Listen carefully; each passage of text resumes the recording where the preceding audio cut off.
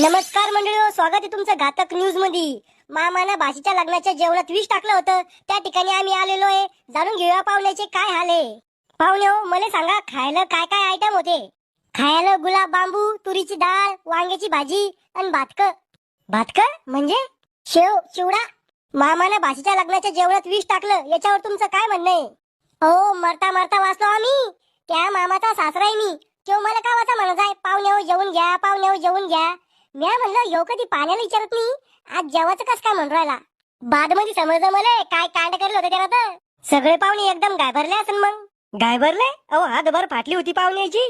विष कोणतं वापरलं होतं मामाला जेवणात टाकायला? Original round up.